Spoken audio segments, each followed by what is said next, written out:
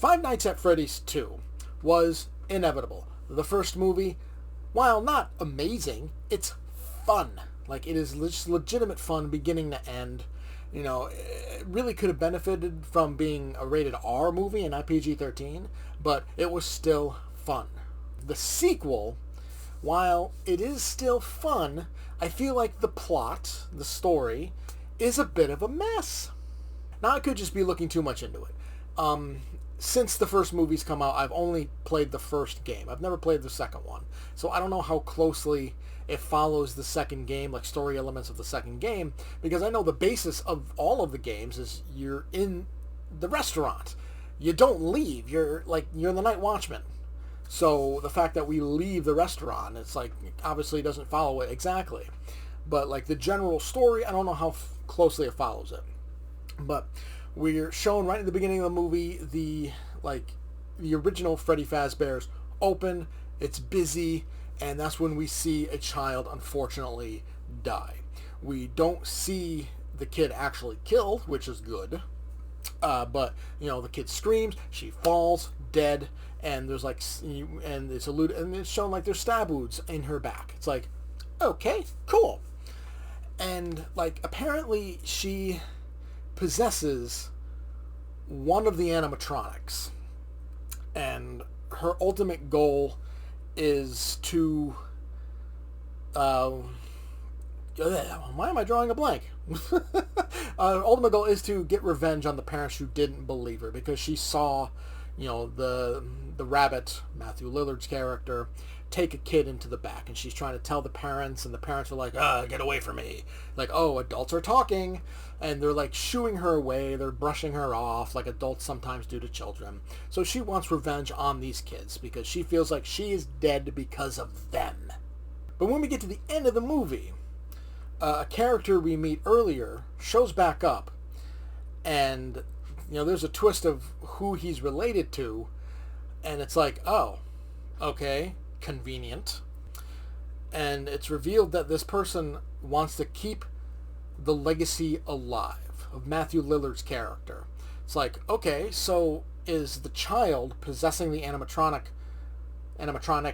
does she want revenge on the parents, or is this other character controlling her to make her possess the animatronics, which then in turn makes her want to get revenge? It's like, it's a little confusing. It's like, who is doing what?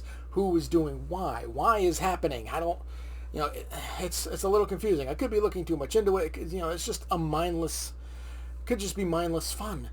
I mean, well, the killing of children is not mindless nor fun. It's absolutely atrocious, obviously. But it's like the story itself, it could just, it could just be designed to shut your brain off and enjoy. But, I notice these kinds of things. Matthew Lillard is back. Small part, though, because it is alluded to in the first movie that he is killed and dead. So, very small part. It's like, I guess, a dream sequence kind of thing. But nails it. Absolutely nails it. It's like, this man, he still knows what to do in the horror genre. And I want to see him in more. Skeet Ulrich also shows up. This is the first horror movie he shares with Lillard since Scream, which is super cool. And also, small part, but nails it. And also, the ending... The ending itself is just kind of messy. Because... I don't want to spoil anything, so I don't know. It's alluded to that the original animatronics from the first movie are in bits and pieces. Like, they're parts, they're done. The kids have gone on, and all of a sudden the animatronics show up. That's all I'll say, because it's not exactly a huge spoiler, because I don't tell you what they do. But it's just such a convenient plot device. So, I mean, the movie is still overall pretty fun. Like I said, Lillard and Ulrich in their respective parts, small roles, fantastic. Hutcherson and Elizabeth Lale, they're still very good. And obviously they end the movie with as well as a mid-credit scene that alludes to a third film. Actually, and McKenna Grace too. She stays in the trailer. Overall, small part, but a little bit bigger than what's alluded to. She's amazing. I don't know, and it's cool to see Freddy and the gang like out in the world, but it's like the way they go about it, the story is just, it just doesn't make sense. It's not scary. It's not suspenseful.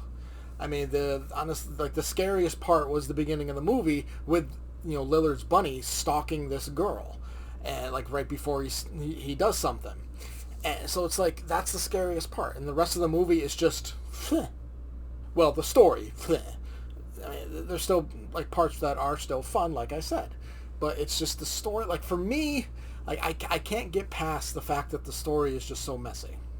Yeah, I don't know what to grade this. Because I didn't hate the movie by any means, but I